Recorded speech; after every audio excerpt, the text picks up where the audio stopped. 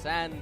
Jace can even get Maul of Malmortius. He can even go Edge of Night if he wants a lethality item. And I feel like Kingzone drafted around their Karthus pretty poorly. They're definitely choosing a lot of champions that they want to play.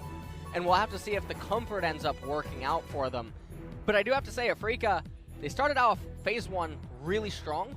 I feel like they ended Phase 2 pretty poorly. Yeah, I think that the Jace really stands out as being what could be a mistake. Yukal wanting to take it into the mid lane in order to deal with the Nico that he's up against. That is going to be his reasoning there. But Aurelia versus Aatrox, this is where you look at Keen and you think it barely matters who he's up against, because Keen's just pretty much going to win any matchup. And he's into the Aatrox. It's a good one for the Aurelia. It's definitely going to be a nightmare situation for Kingzone and trying to manage that. So the one thing that they do have going for it is Cuz is on red side, so Karthus does love his golems and his wraiths, so he does prefer to be top-centric, and Morgana and Pyke should be fine on their own.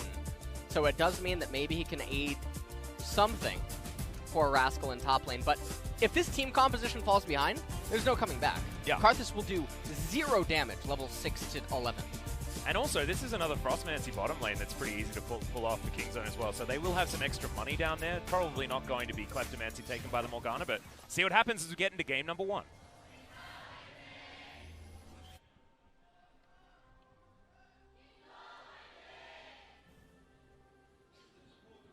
Already, the draft's so interesting between both of these teams. Skybox looking good as well. Yeah. Really, really like that. Karthus is in mid, by the way. He is? Now Morgana. I see Mystique. what you're doing there. Yeah. Oh, what if that's they make a need. Mystique Nico skit? See, we're starting the day off right. Yeah, we are. We're talking about X-Men. Did you see the new X-Men?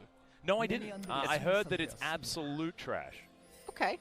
That's what I've heard. And quite the I would use to describe it, but what would you use? Saregi? That, by the way, guys, Sleggy. is trash in... Sleggy. Yeah, that's trash in Korean. Yeah. I don't know. I haven't seen it, of course, so I don't have an actual opinion. Okay. But I just heard that was the word on the street. You know what? I just didn't really bother. I actually went and watched the new Korean movie instead. Have we already had a conversation about that? Parasite? Yeah. Yeah, Key Sanctuary? Yeah, phenomenal. Absolutely okay. amazing. So good. Yeah. All right. Let's talk about the opening route. So, Cuz is actually going to open with a counter jungle of Sejuani's blue side, and because Karthus is so fast, he should be able to actually get over to his right-hand side jungle, and this is a little bit of a coin flip Sejuani's going for. He's going to path through mid. He's able to get to... Yeah, he's able to get to his blue buff before Sedge can actually complete it, helping Def shove in so that... Or Nahyun. Yeah. I just got Nico'd. Yeah, you got Nico'd I real got hard. Nico'd. We'll have to keep a tally, guys, in Twitch chat. Just let us know how many Nicos we do today. There probably will be a few. All right. And you can't blame us. She's Nico. And now Dread's going to come in and find Cuz. Dread wants to flip a coin. I love this when pro players do this. Oh, this is we're gonna decide the game here in 3 minutes. All right. Well, Naeon's gonna shoot his way forward. Okay, that's a good flip back onto Sen, and already the ignite down onto Tucson as that's an empowered shock blast. Tons of damage as Tucson is going to be okay. The deep water dive keeping him out of vision range. Senin doesn't fall, and I don't even know where the blue buff went, as that binding was so good from Deft, and first blood goes to Tucson. A disaster for the Afrika Freaks. Yeah. Blue buff wasn't even taken. Blue buff wasn't even taken, so Cuz is now going to reset his blue buff, and he's going to go around the world all the way up to top lane golems. This Karthus is so far ahead right now. Look at the CS differential between Karthus and Sejuani. She's so much slower at clearing. Now, one of the upsides is that it looks like Cuz actually wants to do Wolves into Wraiths, Red Golems, and then potentially Top Crab and offset the pressure in top lane. So maybe Dread can get right side Scuttle Crab. But this is a really big coin flip, and it's really sad to see when pro teams are willing to do this, because you just potentially risk the entire game trying to do this. And this is why Karthus is so powerful. With his clear speed, he's able to get through mid lane, help with the mid lane shove so that Nahyun has the priority, able to come over and help out with this, whereas Yukal can potentially lose out more. And because Deft and Tushen are getting shoved in anyway, they're able to also be there as well. Karthus is just light years ahead of his opponent. Yeah, can we call that jungle route the Daft Punk? The what? The Daft Punk, around the world. Oh, I like that. Yeah? Karthus does it a lot. All right. when he starts queuing on the move. Yeah, okay, so there's a 33 CS lead in the jungle right now. That's pretty huge. You don't need to be a mathematician to understand that that's going to be a huge problem here for the Afrika Freaks. And that's only going to continue to get worse. As far as snowballing and farm lead is concerned, Karthus pretty damn good at that. And so we'll see what Afrika's response is going to be. As you can see, top side of the map, things going fantastically well for Keen. No surprises there, but bottom lane, the thing I want to draw your attention to, guys, is that Aiming had Flash available that whole time. He saw that binding. That was his death. He knew that was coming, chose not to flash. We'll see whether they can actually get something from this lane, because I assume that they were just fearing the fact that a follow-up gank would be so easy bottom side that Aiming knew that he needed to keep that to have any sort of pressure in the laning phase. One of the things I don't like is that Cuz isn't just allowing one small jungle minion to survive. And so because of this right now, Dread's actually getting a rubber banded wolf camp. It's level 4 as he takes it, so he gets bonus experience. And in addition, Cuz, yes, he just stole away a rubber banded raptor camp, which wouldn't have really mattered all that much for Dread because it would have been level 4 as well. But he didn't leave a small raptor.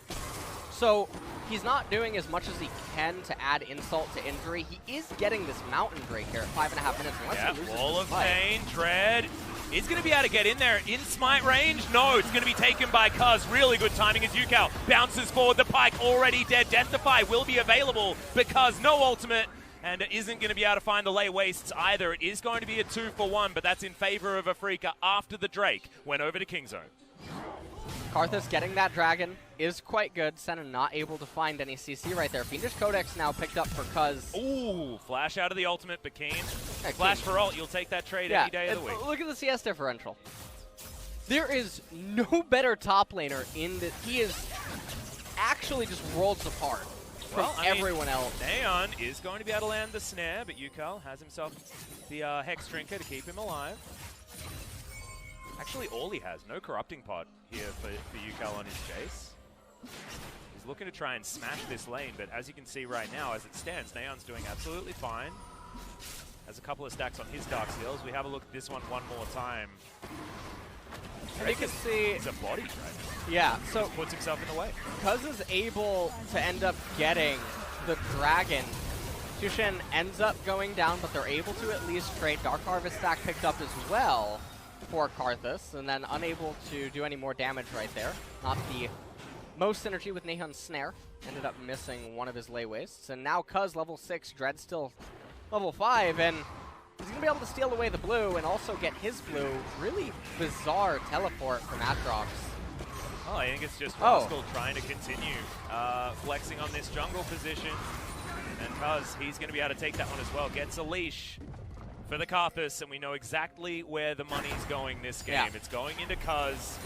And I want to go back to a point that you made in the draft, talking about the damage variety here on King's own side, talking about the fact that, you know, they can itemize so easily into magic resist. I actually think that's really dangerous, because the AoE damage potential out of an Aatrox and a Pike and the reset potential between both of those champions is incredibly terrifying. So they will need to focus on some form of armor as well. It's actually a very difficult question to ask what you really want to itemize into if you're a Afrika Freaks right now in a defensive setting. Yeah, because Karthus is already so accelerated that if you start getting magic resist, you do compromise some of your lane states. And because of the fact that he's unnaturally accelerated, as you're mentioning, it does make it quite awkward to decide on current items. We see that Yukal actually did already pick up a Hex Drinker, but that's also because he's against AP Nico in the mid lane, so he's going to get a lot of benefit out of that. Rascal getting clapped a little bit. Yeah, it does get some knockups here onto Keen. Wants to avoid this turret plate falling for free in the 1v1, but he's going to be able to deal with that minion wave pretty effectively. Ninja Tabi rushed, of course, the classic answer to the Aurelia, especially in her current form. So you'll lose this control ward, and control topside is something that Kingzone knew they were never going to have, but it's good to see that Keen is doing exactly what it says on the tin as Yukal. Gonna get pop blossomed, but taking a lot of damage is Neon. Not a lot of mana as the Pike comes in, doesn't land it. Bone Skewer, not good. Kingzone won't be able to find the kill onto the Jace. And that was a really close call. If the Bone Skewer ends up landing, Yukal will surely die. He doesn't have flash to get him out of that. Karthus is right there. And so definitely crisis avoided for Afrika. But so far, I mean, they're stabilizing pretty much everywhere. So even though Karthus was getting really far ahead, the laners are actually doing a pretty poor job of playing around Requiem and allowing him to be enabled with it. And this can be one of the frustrating things as a Karthus player. Yes, he's 2 levels ahead right now, almost 2.5. The thing that I find really scary, though, is the fact that Kingzone are happy to scale with this composition. We know how a team fight's supposed to look for these guys. We understand how they're going to be able to do it in the late game. And, you know, fighting around Baron pits, things like that, is going to be pretty fantastic for this Kingzone squad if they have any parity. Keen now, see whether he does find the stun. He does. Cuz moves on in. Wall of Pain is going to tag up Keen, but he's looking for it. Is it going to be Rascal being able to land this kill? Cuz looking for the lay waste, finds a second one, but Rascal's not going to dive forward. Dread turns up Requiem right in amongst everything as Cuz is going to go down. That was a very strange maneuver, and maybe just a fat finger. Oh my goodness. I came pretty close to dropping an F-bomb, I'll tell you that much. Well, I mean, Cuz was trying to, he just pressed the button at the wrong time. Maybe he just thought he was dead already. I'm real confused. Because if he waits until he dies right there, that might be 2 kills. Because Rascal can potentially get a reset. But I get it. I get what you're doing right now. You're squeezing in a Pokemon reference, right? He's confused. He hit himself with his own move. Yeah. I get it. Yeah, he hurt himself in confusion. I like it. Or maybe they just don't have the gym badges to get this one done, as Tucson doesn't find that Bone Skewer. Arctic Assault, though, now on cooldown. Tucson doesn't get the stun. Shelly's going to reset. And Shock Blast doesn't find the mark. Kingzone look a little bit flustered, though. Especially that play from Cuz. He's still 30 CS in the lead. He's still in a great spot as the Karthus. Shelly is now going to be taken down. They've only missed 1 Shelly so far in all of their matches. Wow, this is really forced. Yeah. And they don't even have Requiem. Depth Charge comes in. Black Shield is going to be used onto Cuz. Huge ult into the back line. Pop Blossom trying to get the work done, but Senon's going to survive. For the moment, Cuz takes down the Aurelia, though. Death-defy passive going to be available. Depth goes into his stopwatch. Really nice use of that one as the Varus does fall down. That Bone Skewer is going to be good. Neon flashing forward, looking for Senon. Doesn't find the Q. Dread finds himself back in the fight. Not a lot of teammates, but low health bars. Neon gets it. Finds the Q. Q is now Tucson. Another Bone Skewer just to make sure Dread can't get anything done. Somehow the team fight salvaged from Kingzone. Yeah, and it was looking so good for Afrika, so I'm hoping that we actually get a replay to talk about it. I'm not sure what Dread was doing at the very end there, as Naheon looked like he... all right, we're going back to this replay first. We need to see this one again. So Wall of Pain comes out. Lay Waste is actually hitting, but Rascal and friends can't actually end up doing enough damage. And right here, I don't know what he's thinking by casting it. I don't think Aurelia was in death range. And it looks like actually Runic Echo wasn't even up because it procs later on Sejuani, so I'm not entirely sure what was going on. Now, we're going to go back to live as a bit of a tussle, but it's going to be a blast cone for the disengage here between Kingzone and Afrika. Yeah, a bit of a weird transition there. 200 gold is the lead, though, as we're fighting over a Mountain Drake. Keen's going to move in. He's rotated all the way down. No teleport available from Rascal. This should be Afrika taking their own Mountain Drake. They will even that one up as Requiem going to be cast before the fight starts. Shapeshift is going to be there. The Dragon does go to Afrika, but now they've found themselves stuck in the pit. They're buying time for Rascal's teleport. Finally, it comes up and they're looking for this one. Tucson wants to find this. There it is, the ultimate! Dives right forward. He gets the reset. That's the double kill. And Kingzone were waiting for that exact moment.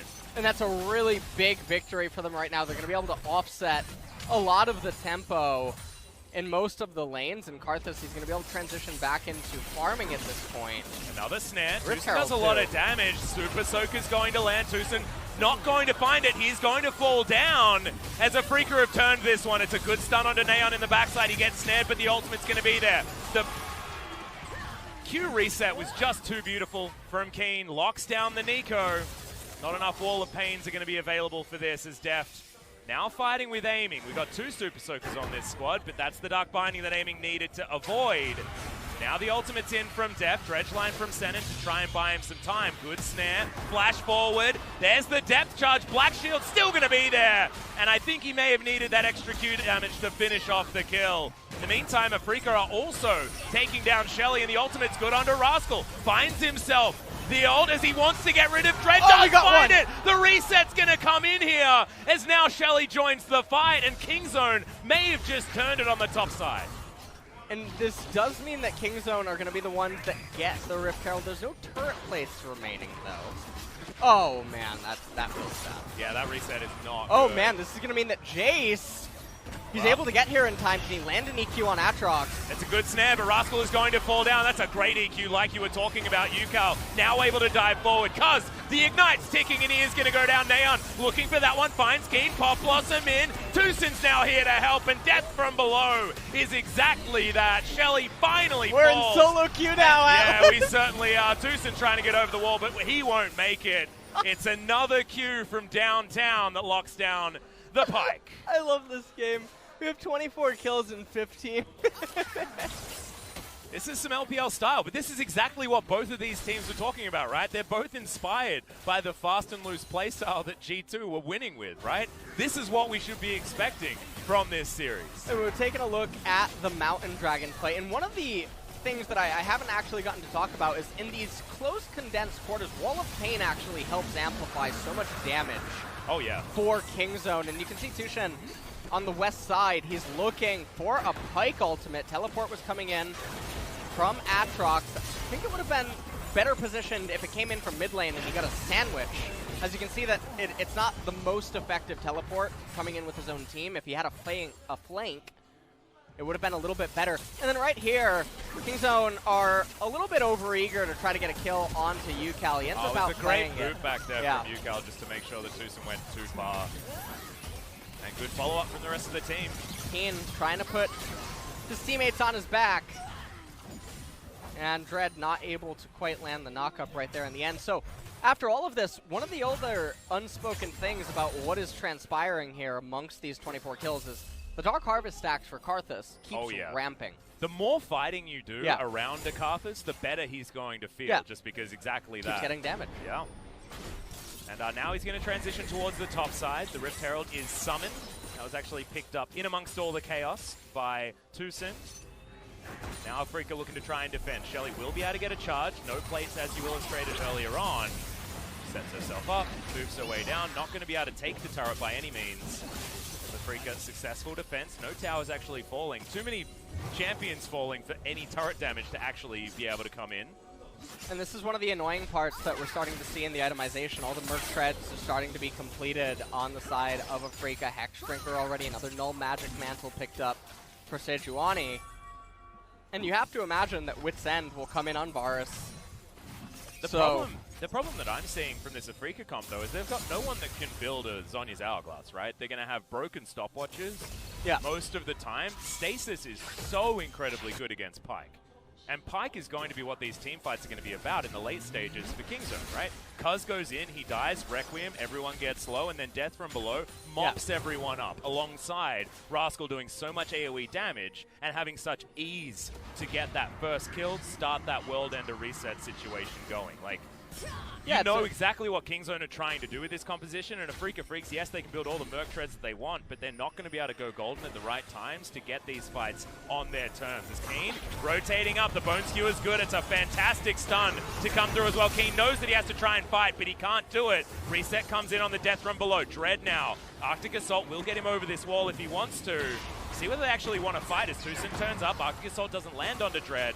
And now, Mountain Drake should go over to Kingzone very easily. Double Mountain is so good for this comp as Tusin. He had one more charge left. That was about to run out, and he's just going to use it to try and get some damage onto Dread. So right now, that's the second Mountain Drake picked up for Kingzone. How quickly does Baron go down at 20 minutes? Really fast now. That's, that sounds real scary. Really, really fast. But, I mean, it also goes down really fast for both teams. That's true. So, Afrika has a Mountain themselves. They also have Jace, Varus, and Aurelia. So, any pickoff is really, really scary. But, Double Mountain does tend to open up something that one Mountain doesn't, which is two-manning Baron. So, Karthus and Aatrox should, in theory, be able to two-man it, which is something that Afrika is going to have to respect, and I would like to see them swap to more blue trinkets in order to have the vision available on a moment's notice to be able to tell what's going on. Another thing that's actually really cool about this Kingzone composition is that if Rascal and Cuz are doing that together, right, the three that are left over from Kingzone's side have infinite wave clear, no matter where they are. Yeah. Deft can be on the bottom side of the map, just puddling minion waves, stopping Keen from pushing, and then can teleport to get into the fight. Neon, a very similar story, especially now that Super Soaker is done with that Glacial Augment. We've got double Glacial Augments. Controlling these team fights for Kingzone are actually going to be pretty easy. Yeah. As this game goes on, I'm just seeing more and more cool things about what Kingzone have put together in this composition. Freaker as well, no slouches. The fact that they did manage to get the Aurelia Sejuani combo that is so incredibly good. The Varus as well has been something that Aiming has been playing very, very effectively.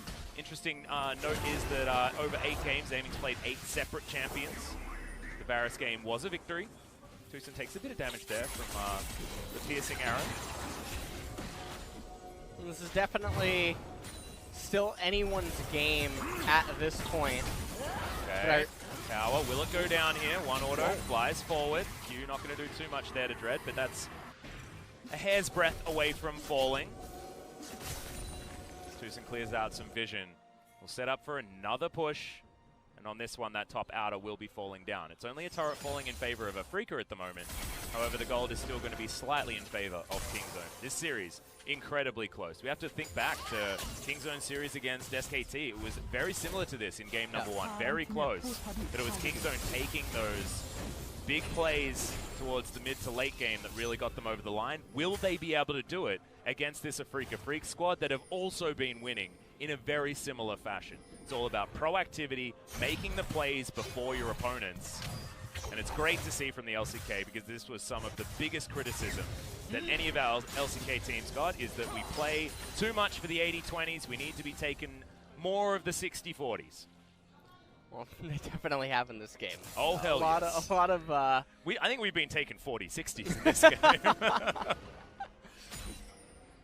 right, so the game has entered into a little bit of a lull state right now, as neither team is really looking for that much action. We've sat on this kill amount for quite a while, and an open dragon coming up next, probably not going to create any sort of a team fate. Interestingly enough, Dread is actually really close to Cousin level, I believe, as Afrika has priority to Karthus' rubber banded camps. I'm sure if they're actually going to get them. It doesn't look like it. Yeah, it is actually Tucson here sort of ganking his own jungle to try and stop these Raptors from being stolen. Predator was utilized there. Tucson, of course, taking that one this time around. As that's a Bone Skewer onto Dread. He takes a fair bit of damage, and that's what happens. That Bone Skewer did a lot of damage. Yeah. Because we've got a Spirit Visage coming in second for Dread. That is not going to be any sort of armor at all that he's picked up. His passive's going to help him there. Aftershock's going to help him there. But otherwise, Rascal and Tucson will be doing so much damage. Which then completed now for Varus. Yeah, more of Malmortius is also done for Yukao. Yeah. It's exactly what you were talking about. They can build around the Karthus, but can they build around the Pike and the Aatrox? Tucson, failed flashes! He's going to get taken down very, very quickly in this fight. A lot of damage potential not there as the Karthus is obliterated. He's able to get some AoE off here as the Requiem does come in, but looks like a bit of a tilt Requiem, if anything. And now Afrika are looking to take down the Baron. Half health bars on these guys as 3 members of Kingzone are here to defend. Will they be able to is the question. Dark Binding does land, taking Senin down relatively low. Super Soaker's coming in. They have a lot of control in these team fights, but the Baron's still going low. In goes Rascal. Pop Blossom comes forward. Double kill instantly for Neon. Infernal Chains aiming is just going to get taken down. Rascal's just too big. 500 gold comes forward, and Afrika just too ambitious on the Baron. Yeah, they were staying on that way too long. I thought for sure they were just going to try to charge at Kingzone instead, but they really seemed intent on trying to get the Baron, and now Kingzone can say, you know what? Let me show you what 2 Mountain Dragons can do. Yep, 30 kills, 23.5 minutes into this game. Are you not entertained, LCK fans? We've been waiting for a meta like this, and finally we have one in Kingzone with 5 members in the pit. Everybody else coming back from base on Afrika's side. This is Baron going to Kingzone, wrapped up neatly with a bow on top, 24 minutes into the game. And I mean, that's such a swing in momentum now, because it's going to be very difficult for Afrika to try to resist against the Baron push. So take a look at this replay. Tushin, he failed flashes, and then they actually managed to get Cuz relatively simply. Like, this was a huge win yeah, for Afrika, it's a huge win, and rather than doing the Baron, you can send your jungler to do the Gromp the Wolf camp, you can send someone to pick up the top wave and the incoming top wave, and then you can also get mid-tier 1 turret, you can take the wraiths as well, and you can plant someone down in bottom lane. There's no reason to flip the Baron like this, and if you're going to do this, I'm assuming that you'll turn on Kingzone, but instead, Kingzone are the ones taking the initiative, charging into the Baron pit as Afrika. They're saying that they refuse to move off the Baron.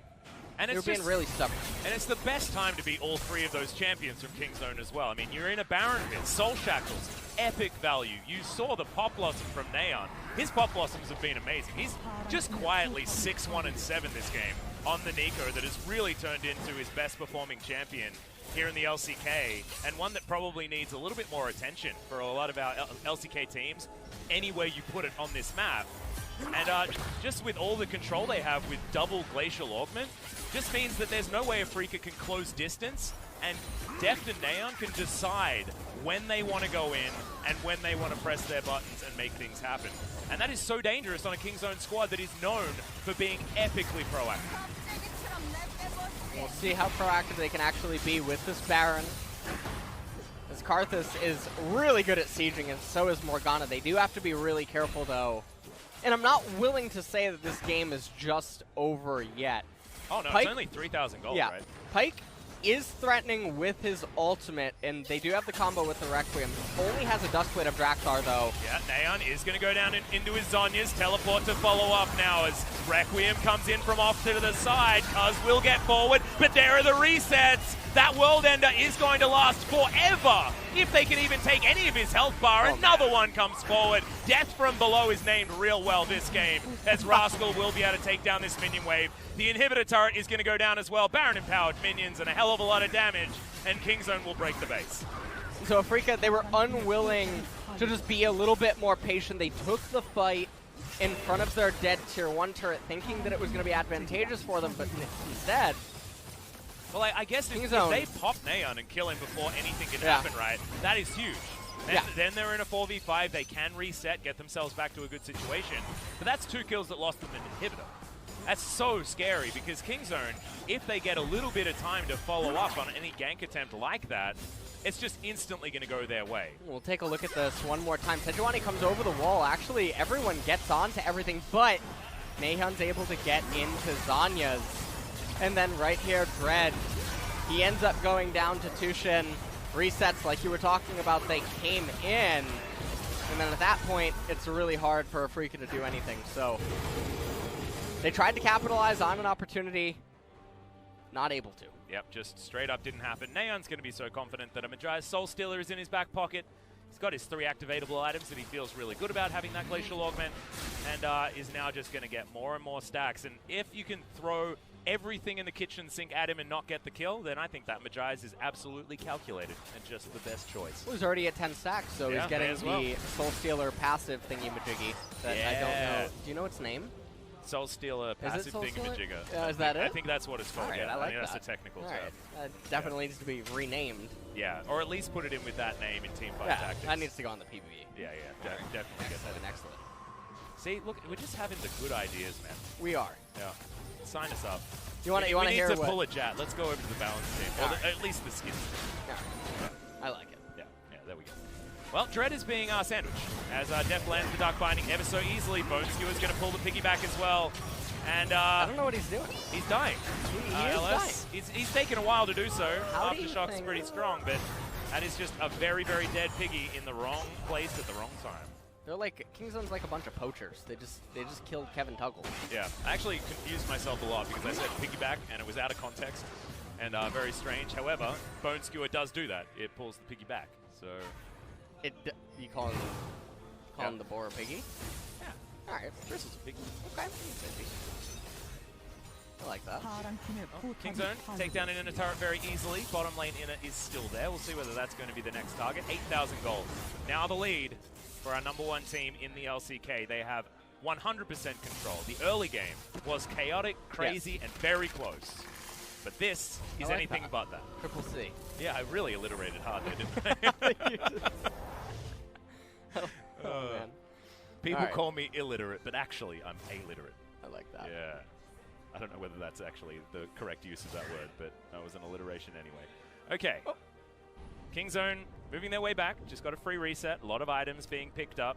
Mirrored items Interestingly, between Neon and Deft right now. Sorkpan Elixir was picked up by Cuz now, so I think that that's insinuating that he's intending for the Baron to then follow into the final push. He got as much damage as possible. Spooky.